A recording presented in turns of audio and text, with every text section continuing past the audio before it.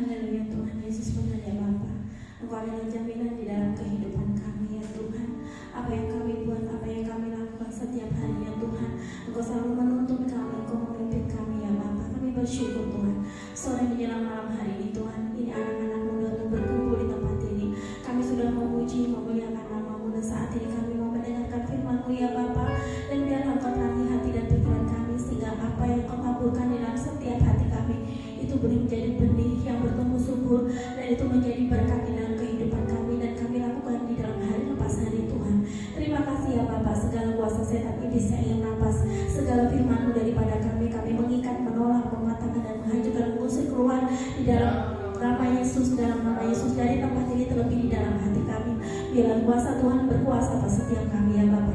Kami terima firman-Mu hanya di dalam nama Tuhan Yesus Kristus. Haleluya, amin. Silahkan duduk.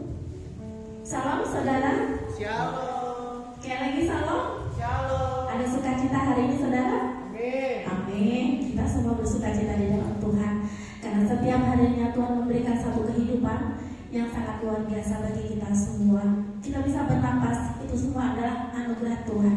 Di luar sana orang bernapas harus membayar ya saudara untuk membeli oksigen. Mereka di dalam hidupnya terkadang mereka tidak mendapatkan sukacita, tapi di dalam Tuhan kita penuh dengan sukacita.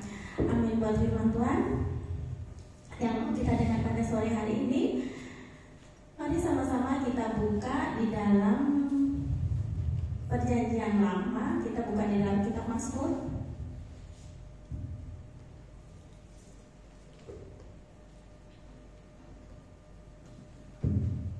Mazmur pasal yang ke-24, ayat yang pertama. Judul berikutnya adalah Kedatangan Raja Kemuliaan dalam Bait Allah. Mazmur Daud. Tuhanlah yang empunya bumi serta segala isinya, dan dunia serta yang diam di dalamnya. Amin. Buat firman Tuhan, saya memberi judul untuk khotbah saya pada malam hari ini adalah Hargai hidup itu dengan sebaik-baiknya. Bagaimana saudara menghargai hidup saudara di dalam kesehariannya, di mana kita bergaul, di mana kita bisa bersosialisasi dengan teman, dengan keluarga, dengan siapapun yang ada di sekitar kita. Bagaimana kita berperilaku, bagaimana kita berkelakuan. Apakah kita menunjukkan satu pribadi seperti karakter Tuhan Yesus, atau seperti apa yang Tuhan mau di dalam hidup kita. Di sini ya saudara, dikatakan Tuhanlah yang empunya bumi serta segala isinya, dan dunia serta yang diam di dalamnya. Jadi apapun yang ada di muka bumi ini adalah kepunyaan Tuhan. Apa yang Tuhan berikan di dalam kehidupan kita itu bukan milik kita, tapi semuanya itu adalah milik Tuhan. Kita dipercayakan Tuhan untuk mengelola itu semua. Kita dipercayakan Tuhan untuk menikmati itu semua. Tapi bagaimana kita mengelola dan menikmati apa yang Tuhan berikan di dalam setiap kita pribadi lepas pribadi. Apakah di dalam kehidupan kita menghargai setiap nafas hidup yang Tuhan berikan dalam kehidupan kita? Apakah di dalam setiap kehidupan kita menghargai setiap pemberian-pemberian Tuhan? Apa yang kita terima ya saudara, apa yang kita punyai di dalam kehidupan kita? Kita mengingat segala sesuatunya pasti kita tidak langsung punya. Kita mengingat bahwa apa yang kita terima itu adalah segala sesuatunya Tuhan yang punya. Karena di dalam firman yang dikatakan Tuhanlah yang punya bumi serta segala isinya. Jadi kalau kita dilahirkan dalam keluarga kaya, kita dilahirkan dalam keluarga menengah sederhana, ataupun kita dilahirkan dari keluarga yang tidak punya, jangan pernah kita mengeluh, jangan pernah kita bersusah hati, tapi kita menghargai apa yang Tuhan berikan di dalam kehidupan kita. Karena setiap pemberian Tuhan itu, setiap apa yang Tuhan ciptakan di dalam dunia ini, Tuhan punya rencana. Kita seumpama kita dilahirkan dalam keluarga kaya, pasti Tuhan punya rencana supaya apa yang kita miliki, kita bisa menghargai itu dengan tidak kita mempoya-poyakan harta milik yang kita punyai. Kita bisa memberikan kepada orang lain, kita memiliki kasih Tuhan, kita bisa memiliki sesuatu yang bisa menjadi berkat bagi orang lain yang kita berikan. Adapun juga kalau kita hidup di dalam keluarga sederhana,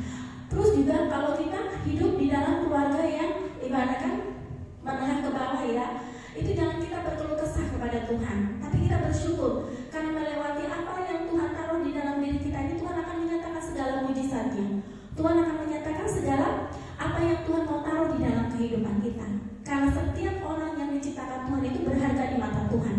Dan Tuhan menciptakan itu memiliki satu rencana yang luar biasa dalam diri kita masing-masing. Jangan pernah mengeluh saat seumpama saudara Perin memiliki talenta yang banyak, terus kita memiliki talenta yang sedikit. Jangan bersedih hati, tapi kita berpacu ya saudara, kita meminta kepada Tuhan apa yang Tuhan mau kerjakan di dalam hidup kita.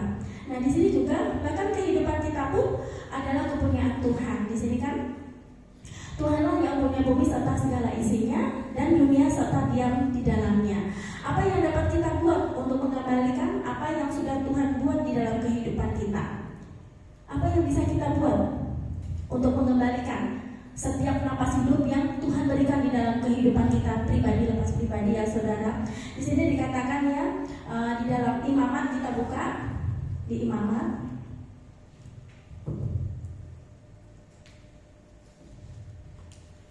Imamat pasal 25 ayat yang ke-23.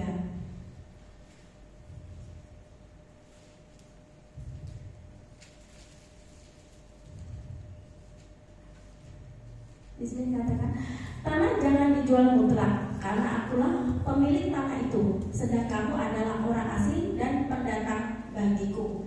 Nah di sini adalah setiap tanah yang ada itu adalah milik kepunyaan Tuhan. Di sini dikatakan kita adalah orang asing di dalam dunia ini. Tuhanlah pemilik segala yang ada. Oleh sebab itu saat kita ada di dalam dunia, banyak sekali yang harus kita lalui, persoalan, permasalahan, pencobaan dan lain-lain saudara. Jadi dikatakan tanah jangan dijual mutlak, karena akulah pemilik tanah itu, sedang kamu adalah orang asing dan pendatang bagiku. Nah seorang pendatang, seorang asing datang ke tanah yang memiliki tuan tanah, pasti kita akan bekerja di tempat itu. Seperti juga Tuhan melahirkan kita, Tuhan menciptakan kita di dunia ini. Tidak kita berleha-leha saudara, tapi Tuhan punya rencana. Dan segala sesuatu yang terjadi dalam kehidupan kita, setiap masalah, persoalan atau pencobaan, itu Tuhan izinkan terjadi dalam kehidupan kita, supaya kita memiliki kekuatan, memiliki harapan, memiliki satu tujuan. Mengapa kita dilahirkan di dunia ini? Mengapa kita ada di dunia ini? Dan kenapa kita menjadi orang asing? Karena kita tahu saudara, Tuhan yang punya dunia, Tuhan yang punya segala sesuatu yang ada di bumi. Dan setiap orang yang diciptakan Tuhan, setiap orang yang dilahirkan, itu punya rencana yang luar biasa. Itu punya satu tujuan ya saudara. Setiap orang pasti punya tujuan hidup di dalam kehidupannya masing-masing. Pasti Laura di dalam prinsip hidupnya pasti punya tujuan hidup. Siapa namanya ini? Aku pasti juga memiliki tujuan hidup. Tapi yang terlebih penting adalah tujuan hidup kita bersama-sama dengan Tuhan.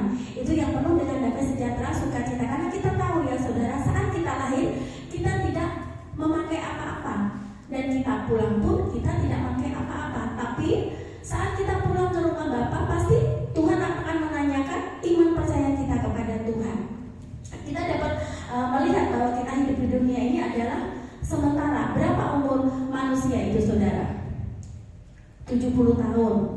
Di dalam kitab Mazmur ya, kalau tidak percaya kita buka di dalam kitab Mazmur pasal ke-90.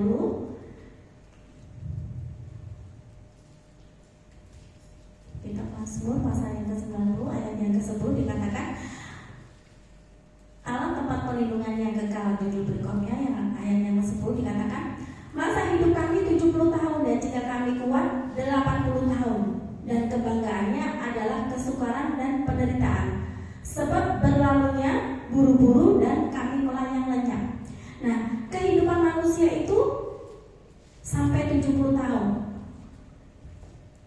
Dan kalau kuat bisa sampai 80 tahun. Selanjutnya itu adalah satu kesukaran, adalah satu penderitaan.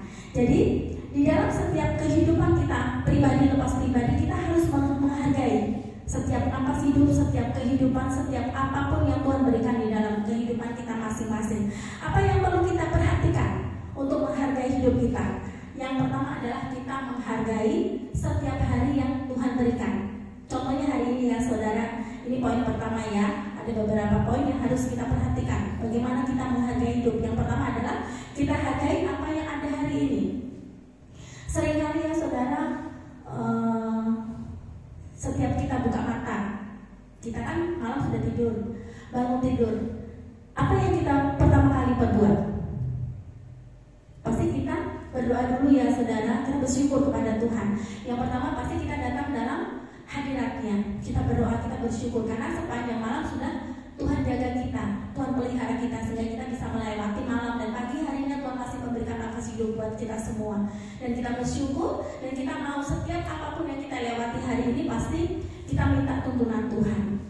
Tapi seringkali kecenderungan manusia ya saudara memikirkan hal-hal yang bersifat fana, kecenderungannya yang bersifat kedagingan. Seringkali kita bangun tidur, oh nanti aku mau begini, aku mau begini, aku mau begitu, aku mau seperti ini. Tapi seringkali apa yang kita ingini itu tidak sesuai dengan apa yang kita mau ya saudara. Tapi Tuhan menginginkan di dalam kehidupan kita, kita harus selalu mengucap syukur dalam setiap keadaan. Apapun yang kita lalui hari-hari ini, apapun yang kita hadapi setiap harinya, dari menit ke menit, detik ke detik, waktu ke waktu, hari lepas hari, minggu lepas minggu, bulan lepas bulan, Tuhan mengajarkan kepada kita untuk kita bersyukur, kita menghargai waktu yang ada di dalam kehidupan kita yang sudah diberikan Tuhan. Jangan kita menyibukkan diri dengan hal-hal yang tidak sesuai dengan apa yang Tuhan ingini. Jaga pergaulan kita. Nah ini anak-anak muda ya saudara. Saudara semua usia-usia muda, usia-usia yang penuh dengan keinginan-keinginan anak-anak muda. Terus pergaulan-pergaulan yang seringkali kalau kita tidak bisa dibatasi dengan firman Tuhan, kita bisa melenceng. Nah begitu juga kita semua di sini kita harus berpedoman akan firman Tuhan. Jangan pernah kita memaksakan keinginan kita, jangan pernah kita mau memaksakan apa maunya kita. Tapi kita belajar menyerahkan setiap apapun yang mau kita kerjakan hari ini kepada Tuhan. Kita menghargai setiap hari yang Tuhan berikan dalam hidup kita. Apapun hari ini yang terjadi, mungkin kita berpikir hari ini nanti sampai sore nanti pasti baik-baik saja.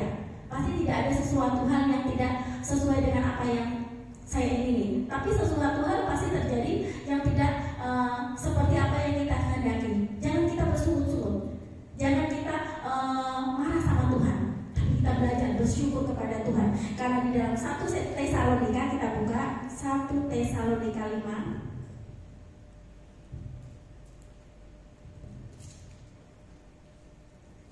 1 Tesalonika 5 ayat yang ke-18.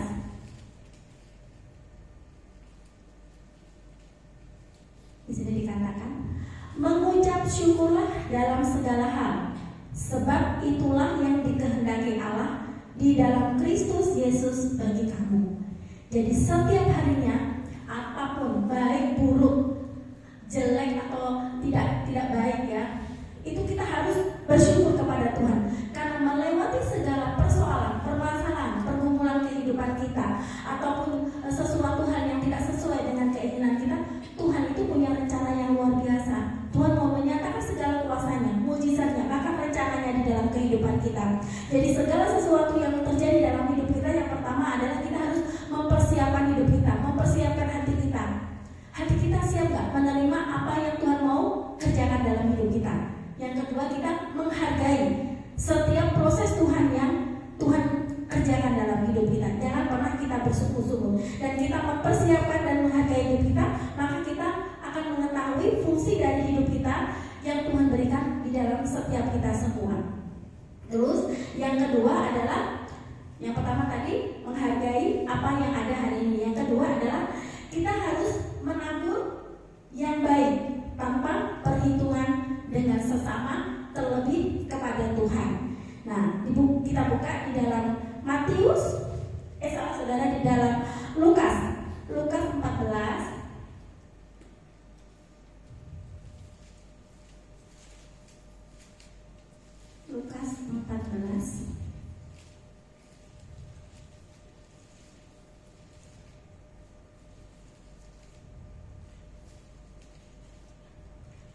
ayatnya yang ke-12 sampai ke-14.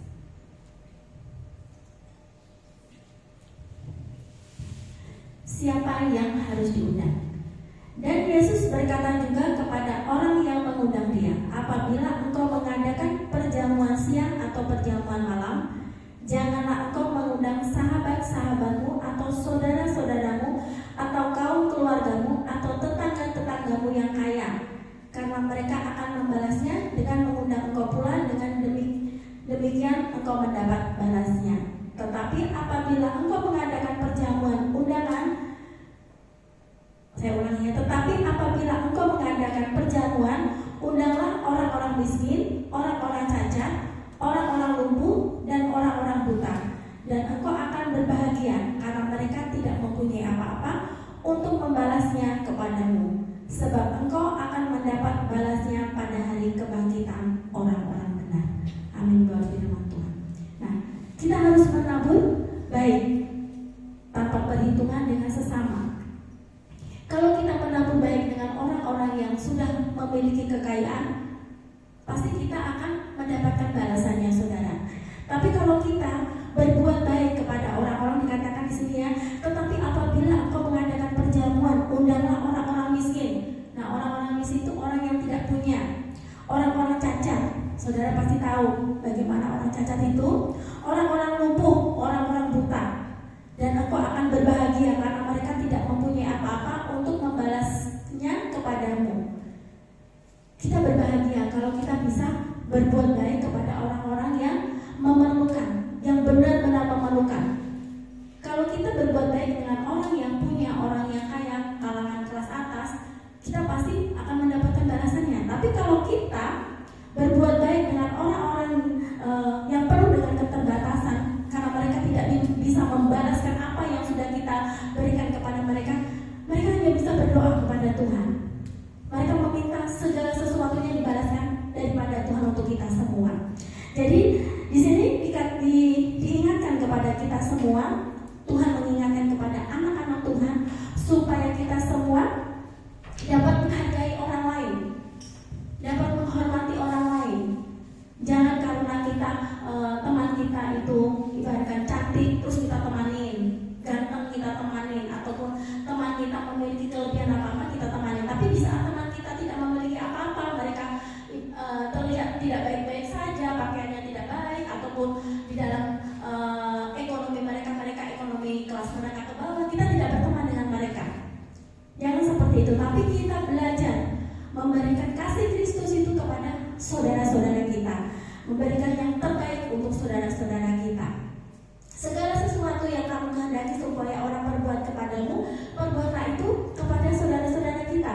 Yang tertulis di dalam Matius, ya saudara, kita buka di Matius.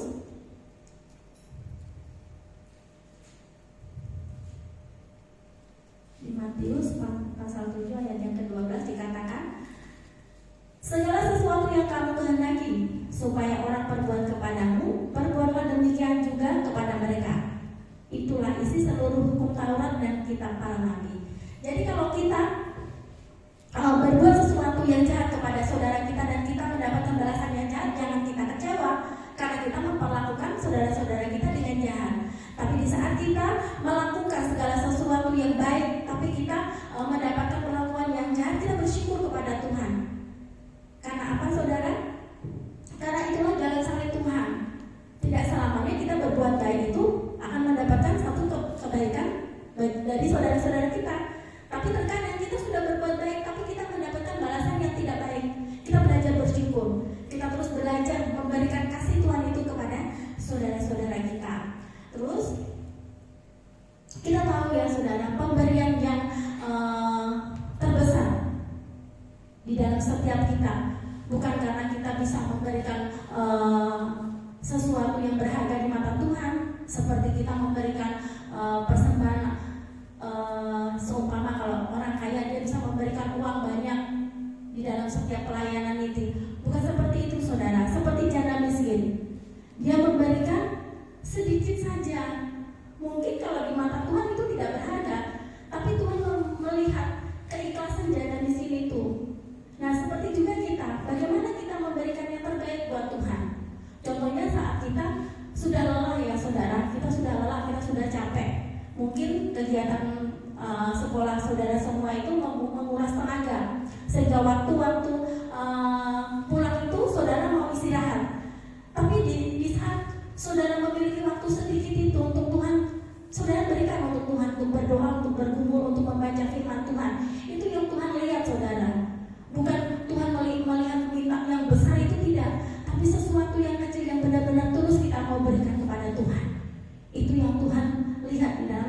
kita semua.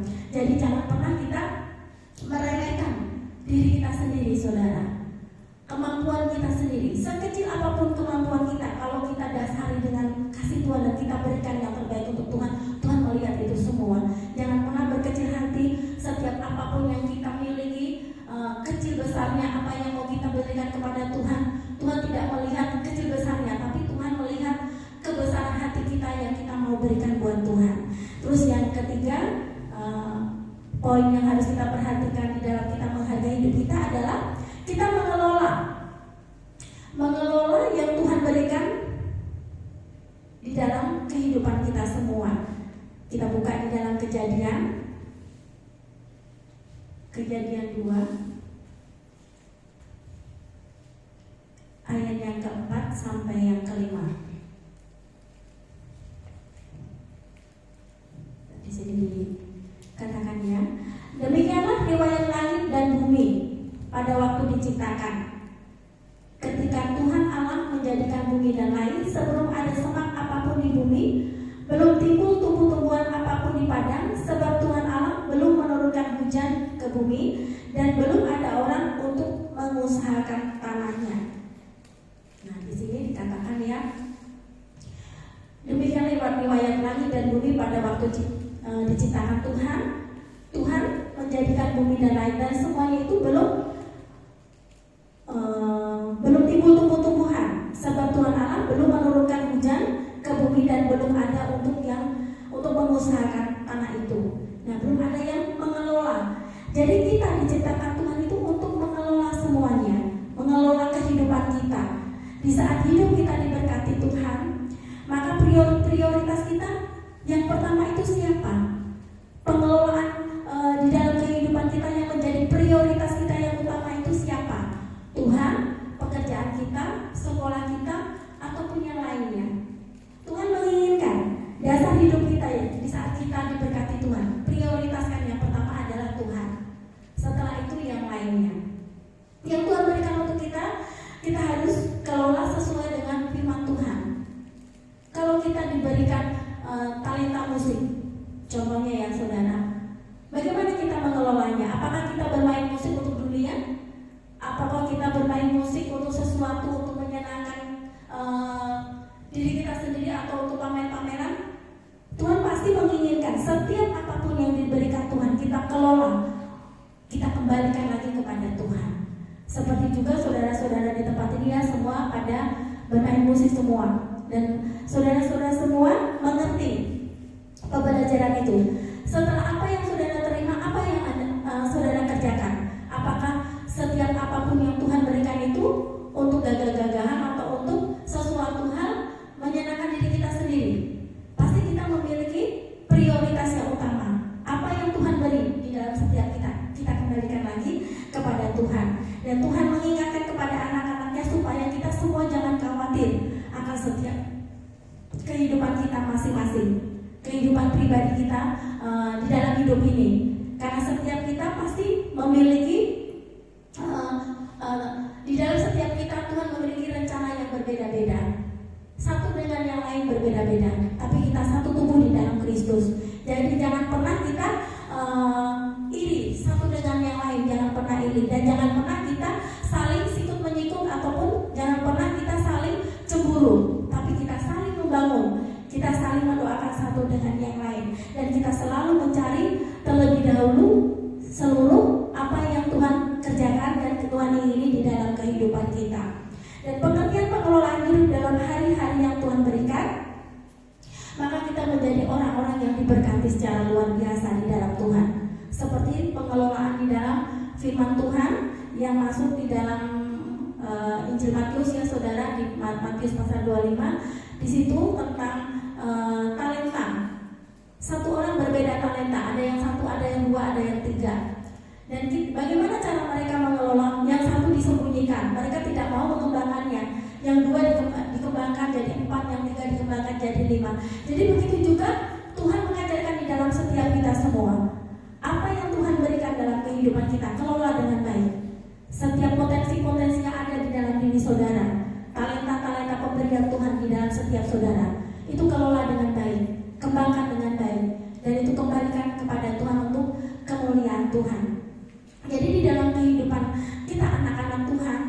bagaimana kita bisa menghargai hidup kita. Yang pertama adalah kita setiap hari menghargai kehidupan kita hari lepas hari. Dan yang kedua, kita harus selalu menabur kebaikan. Jangan pernah kita menabur hal-hal yang jahat di dalam setiap kita. Bahkan kita harus mengelola setiap apa yang Tuhan berikan di dalam setiap kita pribadi lepas pribadi. Amin buat firman Tuhan. Selanjutnya saya serahkan kepada Ketua Kaum Muda.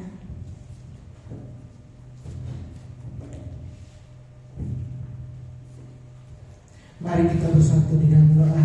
Tuhan Yesus, terima kasih Kau sudah menyertai kami melalui firman-Mu. Kau ingatkan kami, Kau tegur kami, Kau nasihati kami melalui firman-Mu. Biarlah firman-Mu ini boleh tertanam, bertumbuh di hati kami, sehingga kami boleh menikmati hasilnya nanti, dan kami menjadi pribadi-pribadi yang menyenangkan hati Tuhan.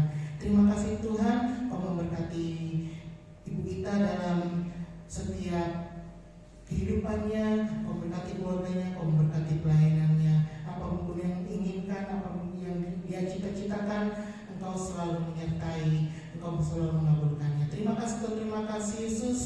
Tuhan Yesus, pada sore menjelang malam hari ini kami mau menyerahkan setiap kehidupan kami, anak-anak muda-mu di tempat ini. Kau melihat setiap hati kami yang rindu dan haus akan Engkau. Kau melihat kesungguhan setiap kami Tuhan. Engkau memberkati setiap kami Tuhan, baik kami yang melayani maupun yang dilayani, baik kami yang hadir maupun yang belum hadir pada sore menjelang malam hari ini. Kau memberkati kami terus Tuhan, dalam sekolah kami, dalam kuliah kami, dalam pekerjaan kami, dalam kuliah dan terlebih dalam pelayanan kami. Kau tambah-tambahkan karunia talenta atas setiap kami, sehingga kami mampu Tuhan menjadi pelayan Kristus yang menyenangkan hati Tuhan. Kau tambah-tambahkan hikmat karunia kami Tuhan, sehingga pelayanan kami boleh memberkati banyak orang, dan namun dipuji, dipermuliakan oleh kehidupan setiap kami. Terima kasih Tuhan, terima kasih Yesus. Sebentar kami akan berpisah satu dengan yang lain. Kami percaya penyertaan Tuhan sempurna atas setiap kehidupan kami. Kau menyertai, melindungi, menjaga kami hingga sampai tempat tujuan kami dengan selamat. Dan kami percaya Kau mengumpulkan kami kembali di tempat ini bersama-sama saudara-saudara seiman kami untuk memuji dan memuliakan nama-Mu. Terima kasih Tuhan, terima kasih Yesus. Dalam nama Yesus kami akhiri ibadah kami pada malam hari ini. Engkau yang memberkati setiap kami Tuhan. Haleluya, amin. Puji nama Tuhan. Kita akan dengarkan firman. Untuk seperti biasa, iuran seragam bisa langsung ke Saudari Olga sebesar 10.000 per bulan. Kemudian jadwal bisa dilihat di grup, ada ya, jadi bisa lihat update-nya di situ. Dan untuk setiap kita, kalau teman kita melayani atau yang tidak bisa melayani, tolong konfirmasi dan dukung teman kita sama-sama melayani di dalam Tuhan. Jangan sampai kalian juga tidak didukung dalam pelayanan, karena kita satu tubuh Kristus, satu anggota tubuh Kristus. Jadi jangan sampai kita saling mengikut satu dengan yang lain, tidak mendukung satu dengan yang lain.